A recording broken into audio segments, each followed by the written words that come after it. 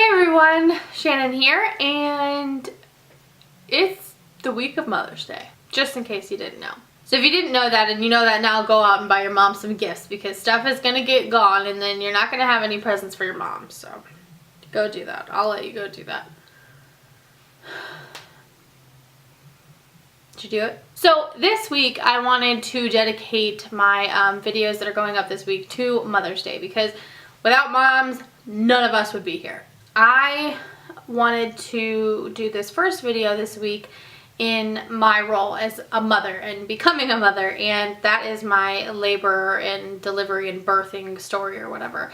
So a lot of people don't necessarily want to talk about it or talk about things that happen when you give birth and you deliver and stuff, but I think these are things that need to be talked about because for whatever reason people don't always write all these things down in books. And then they made that movie, What to Expect When Expecting, and it blew my mind how legit and accurate that movie was because every single pregnancy is different. Every mom reacts different. Every body changes differently when you have a baby and this little child takes over your body. And so I just wanted to share some of my experience with you guys. So if you don't like any of this stuff or you could care less about a labor story, like this is a labor story. So if you don't want to hear about it, then please click out and don't leave any hate. But this is just for those of you who maybe are interested in hearing my story and what I went through, and maybe this will help you or maybe this will shine some light on things you didn't know. Let's just get right into it. My son was actually due, his due date was October 2nd. I'm pretty sure that's it. I remember telling the doctor that I really had a strong feeling that he was not going to be born in October, that he was going to be way earlier, and like way earlier, not just like a day earlier, like he was going to be pretty early. And she's like, okay.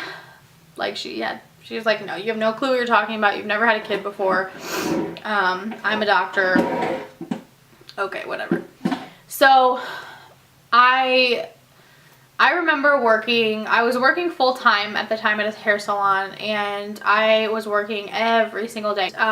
It was a Tuesday, and then the next day was September 5th. So September 4th was my last working full day, and then I was off on the 5th, and we were going to go to some doctor's appointments and stuff. So my husband was off, and I was off, so we were going to go to one of our last doctor's appointments because once it gets pretty close, like you only have a month left, most of the time you go like every week. So that was our meeting or whatever, that we were going to go check and make sure he was doing okay, make sure he was turned and, you know, facing the right way, and that there was no complications or anything like that. So the next morning I set an alarm to get up, obviously, and when my alarm went off and I like leaned up, I was like, oh my gosh, I just peed in my pants. I knew that that was like an effect of pregnancy, that like you could either sneeze or laugh too hard or a countless number of things and you pee your pants. And so I'm just like, this is just ridiculously embarrassing. He's asleep right now next to me. He's gonna think that I'm a child because I wet the bed, and he's never even heard me fart. And I was like, what am I gonna do? What am I gonna do? And I'm like, okay, I'm gonna just get up really slow and then just jump off the bed and run to the bathroom, and hopefully like there will be nothing on the bed and he won't notice anything. Well, that quickly went south because I leaned up further and then like a lot more came out, and I was like, okay, I don't feel like I'm going to the bathroom right now, but what is happening? And then I leaned up further, and then it was like an explosion. Sorry if this is too many details, but this is, like I said, click out if you don't want to hear it. But needless to say, my water broke. I was kind of freaking out because I'm like, not even because I'm like, oh my gosh, I'm freaking out because I'm going into labor, my baby's coming, blah, blah. No, I was terrified that he was going to be like, ew.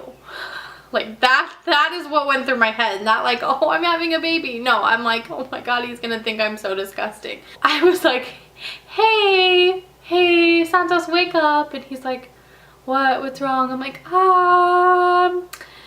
yeah, the baby's coming. And he's like, what? I'm like, yeah, my water just broke.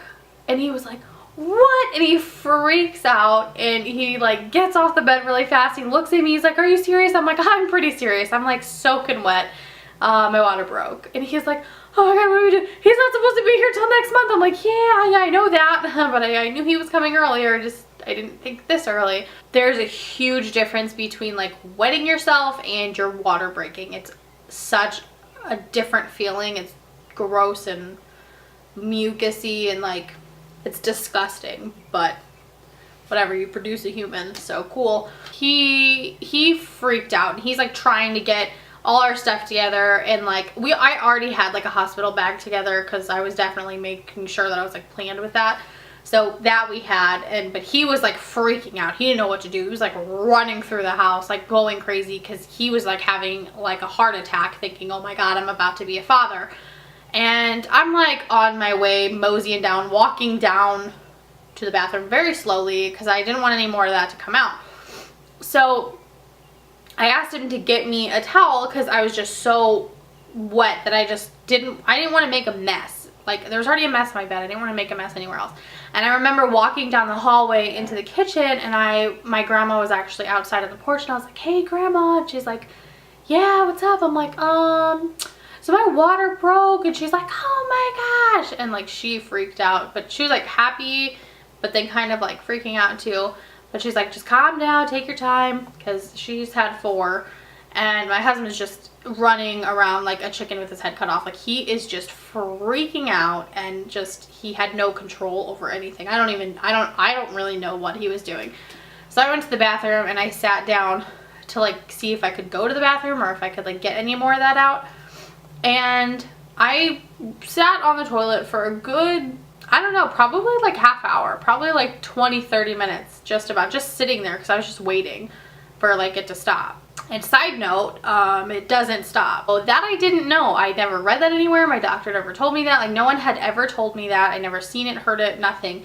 That once your water breaks, it just keeps going until the baby comes out. Like you don't run out of water or whatever that stuff is. Like you don't run out, it just keeps going. It's not gonna come out as much like a waterfall like it did in the beginning, but it doesn't stop. Like you just kind of keep leaking until your baby is born, and that I had no idea. After I was like just sick of sitting on the toilet not doing anything, I was like, okay, I'm gonna take a shower because I feel gross. And he's still out, he's outside the bathroom door like, what do you mean you're gonna take a shower? Like we gotta go, he's gonna get here. And I was like, you know, I'm alright, I just want to take a shower. And I felt very calm, and I felt kind of at ease. I was just more worried about like my hair being nice and like my makeup being okay because, you know, I was gonna have pictures taken, and I wanted to shave my legs, and like I'm not even exaggerating. Like this is like the slow process that it took.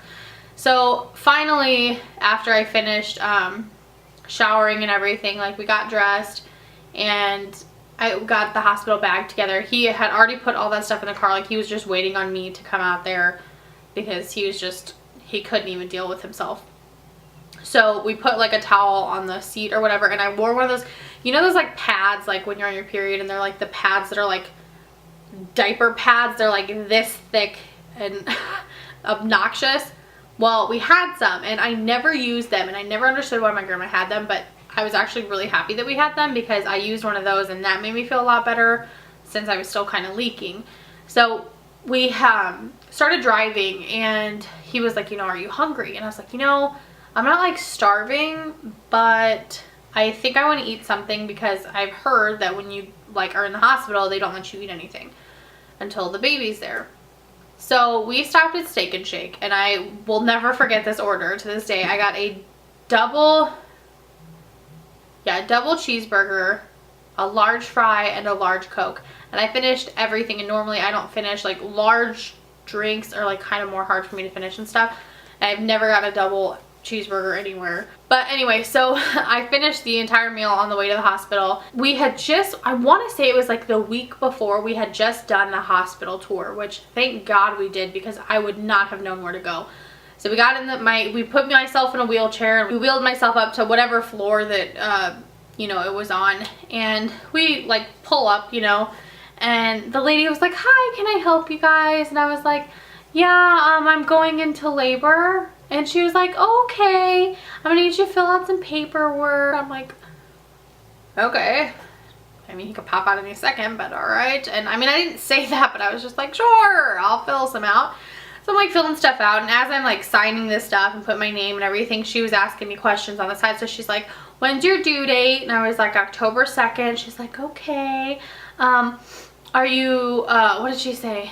Something about like allergies or something. And I told her, and then she was like, have you had any leakage or fluids, you know, of any kind? And I was like, I don't know, like other than my water breaking. And she looked at me and she goes, what? I'm like my water broke, is that what you mean? And she's like, your water broke? Honey, we need to get you back there right now. And I was like, I mean, I told you guys I was in labor, but I guess that maybe a lot more people come in there that are, it's false labor, or they, you know, Braxton Hicks and stuff. So maybe that's why they didn't really think anything, but my water broke. So I was like, but I was just like, okay, you want me to fill out paperwork? Sure, I'll fill it out. Then they took me into this side room to get me checked and to see how dilated and how far I was and everything. And that was excruciating. That was like the most, I don't want to say it was the most painful part because it wasn't, but it was so painful. It almost felt like when they check you, they had to like, so like I'm on the bed and then they had to tilt me up a little bit, and not like that far, maybe just like that. They tilted me up, and then she had to like go in and like check me like in there and check me, and it hurt so bad when she did that. It was like a lot of pressure, and it was uncomfortable, it was awkward, it was just, I didn't like it, but it had to happen. After that, they finally got me into my delivery room, and I want to say that I waited in that little side room for maybe like an hour, I think. And you know, my husband and I just waited in there until they like finished running tests, and then they like kind of filled out my paperwork as I was talking to them. So I stayed in that room until, you know, they did all the stuff that they needed to do. And I think that there wasn't really rooms available. I think maybe that's why I was kind of in that room too. They were kind of waiting on the delivery rooms. So once I finally got into my actual delivery room, I had already called and told my mom on the way to the hospital. My mom showed up a little later because she went to go pick up my brother, because my brother was in high school at the time still. So she went to go pick him up, and then my best friend, my old best friend, showed up with her daughter, and then my husband was there. And we kind of just sat there for a while. Nothing happened. We watched TV. I mean, it was pretty chill for a while. And I don't have a very good tolerance for pain whatsoever. So I really, really thought that I was going to fold quickly and get the epidural like very fast, and I did not. So my water broke at 9 a.m. So I want to say that I think we actually got to the hospital probably around 11. And I don't think I got the epidural until maybe 7 or 8 at night. So I did pretty good, especially for myself, because I can't deal with pain at all. And I don't know, to me it wasn't that bad. It was like irritating and pressure, like it more so felt like really bad period cramps and not anything else. So I was fine with it. I was like, I don't want to have the epidural if I don't need it. If I can do it without it, then I want to do it without it. My other friend had showed up with her 2 daughters, and I mean, I know it sounds like a huge family of people being there, but I was just sitting in this labor and delivery room watching TV, and nothing was happening. I was literally laying in the bed. There was nothing fantastic going on. We were just sitting there waiting. I mean, once you get into the hospital, it's pretty much a waiting game. It could be 15 minutes, it could be 15 hours, it could be 25 hours. I mean, it just depends on the baby.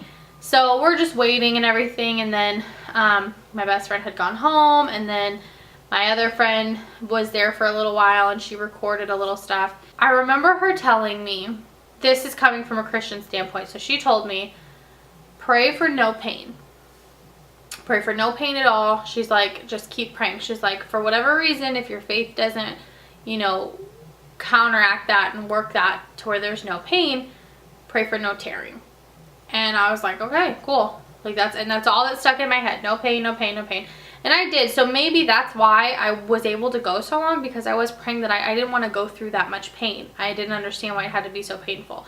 So we got to a point, once it was like 7 or 8 and they started getting pretty bad, they had to come in to do the epidural. Now, I am terrified of needles. I don't like needles. I don't like injections. I don't like anything. And then plus everything that you've ever heard of from the epidural, that it can paralyze you if you like flinch or move when they're putting it in. Like, I was just so scared. They told me that only one person could be in the room during my epidural, so I chose my husband. I wanted him to be there and hold my hand and everything. Everybody walked out of the room, and then, you know, the people, nurses or whatever, came in to give me the epidural, and I even told them, I was like, I'm going to keep my eyes closed. I don't want to see the tray. I don't want to see the needle. I don't want to see anything that's going to even touch me whatsoever, because it will freak me out.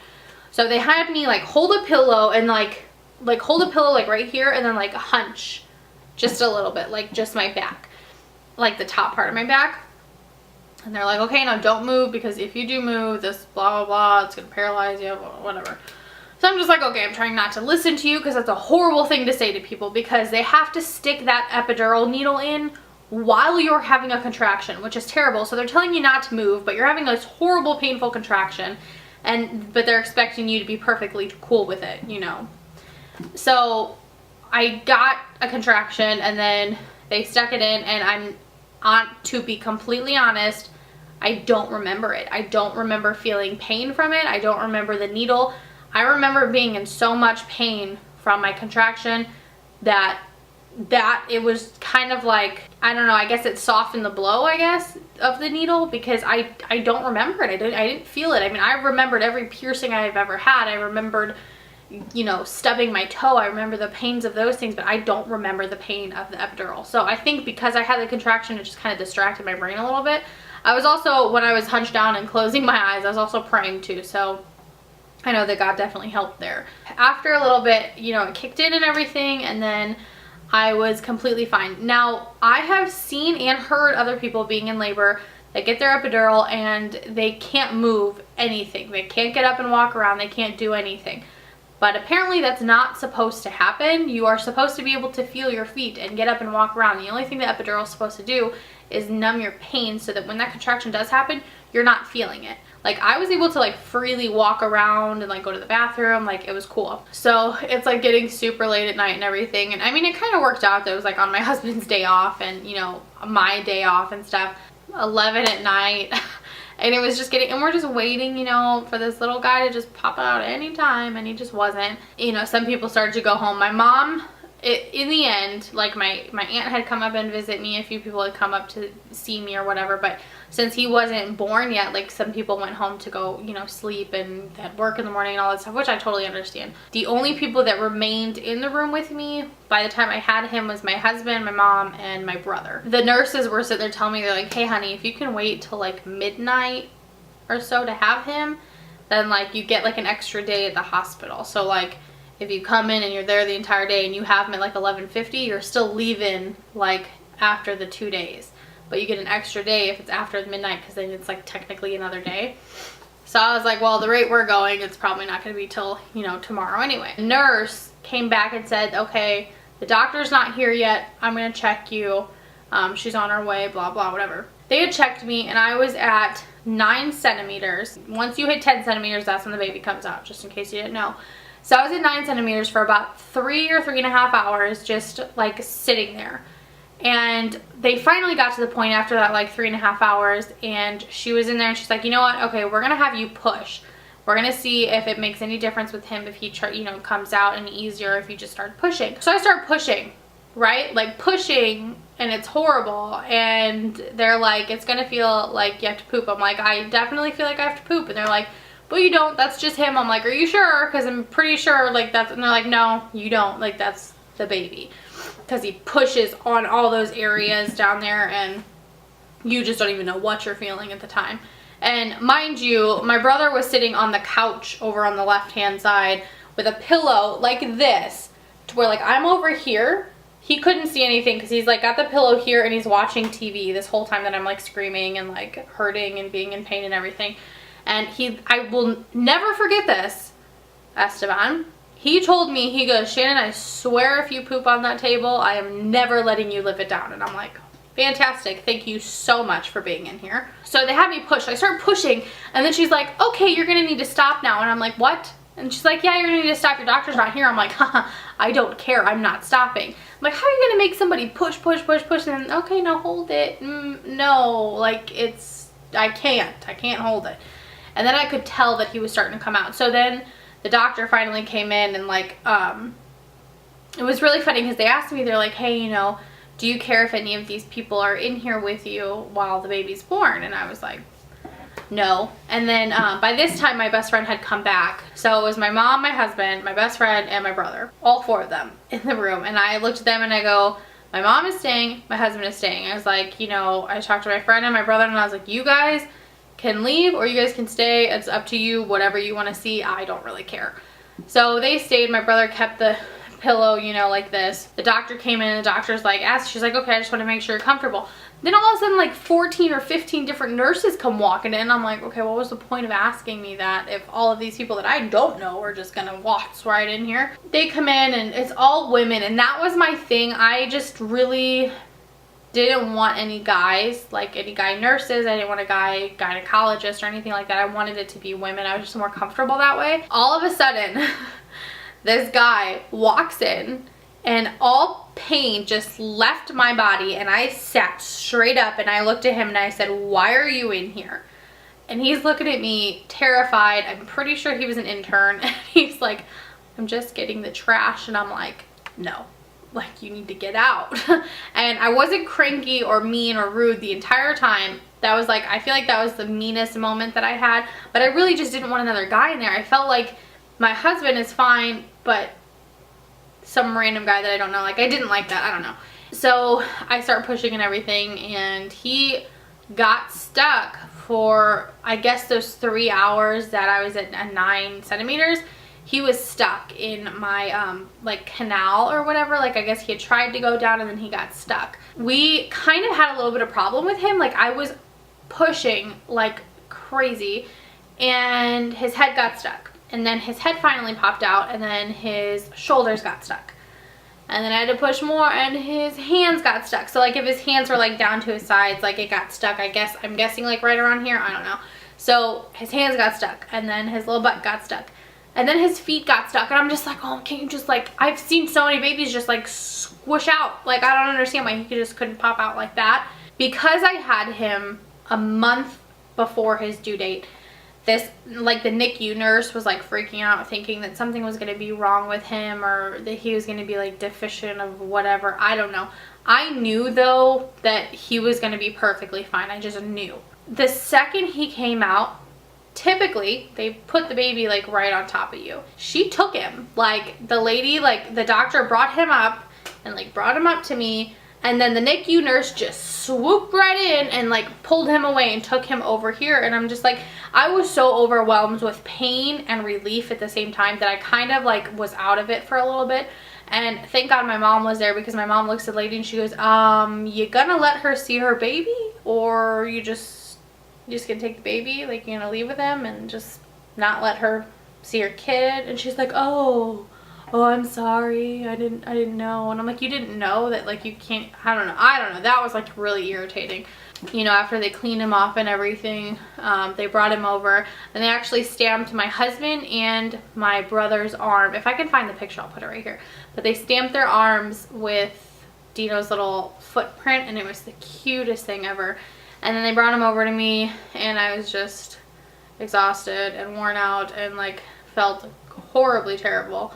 But it was so worth it once I saw his face. Like, it was just all of this pain and struggle, and he kept getting stuck and like these complications, and it was all worth it for that little second, the first second that I saw his little face and got to hold him. And when you hold your baby, you kind of know like what to do, what to say, how to hold him, how to look at him. Like, it's really weird, because it was like every moment that I had like built up and I read things or I watched videos on stuff, it didn't even matter, because in that second that I held him, it was like I knew that everything was going to be fine. I knew that he needed me and that I needed to be, you know, there for him and to do everything for him. And it was just kind of like a calming feeling, I guess, that came over me.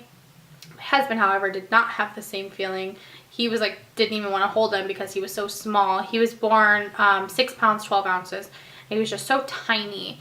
And my husband was like, I can't hold him. I can't. What if I drop him? What if I break him? I'm like, you're going to break him. Like, just hold him and don't open your arms and then you won't drop him. Like, so I think guys are just sometimes a little more nervous wrecks than we are when it comes to that.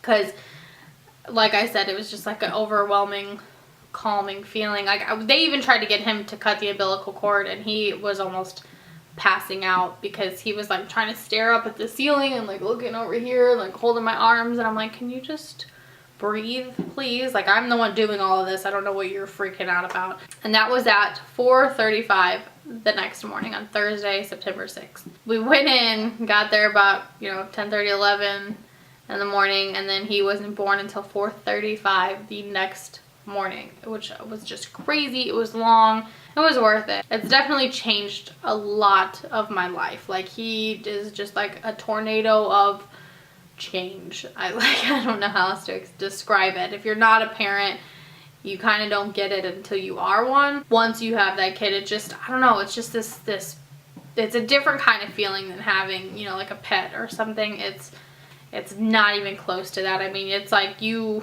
know in that moment, in that second, that you would do anything and everything to keep this little baby safe and do everything possible for them. You would die for them. You would give everything up for them. You would put everything in the trash for them. You would do anything you needed to make sure that they go first, and that they're first, and that they're safe and they're healthy and they're happy, and it's just crazy. And so you know, if any of you have, you know, maybe you haven't seen your mom in a long time, or you haven't talked to your mom in a long time, or, you know, maybe you don't have a mom right now and it's just you and your dad, or it's just you and your aunt or something, you know, make sure you tell them how much you appreciate them, because they really do care about you. And even if you think that they maybe don't, going through so much of that, and me going through labor makes me appreciate my mom so much more, because she did it 3 times and I've only done it once. So you're a trooper, Mom, for sure, and I love you. Hope you enjoyed this story, and I'm sorry if it was a little gross or too much information, but that's what happens. That's life. That's having a kid. That is labor. That is what women have to go through. Well, you don't have to, but if you're having a kid, that's what you have to go through. Do you guys have any funny, weird stories? Gross stories? Whatever. Leave your labor story down in the comments. I would like to hear some of them, because I know everybody's story is different and everybody goes through a lot of different things, and some people don't do it naturally. Some people do it, you know, some people get a C-section, and that's perfectly fine too. That doesn't mean you're any less of a mom whatsoever, because you still endure that. And personally, C-sections, nope. I don't think I could ever do that. Watching videos on that is just disgusting. I could never. Nope. I will see you guys Thursday, and don't forget to go get your mom some presents. Okay? Bye, guys! If you wanna know how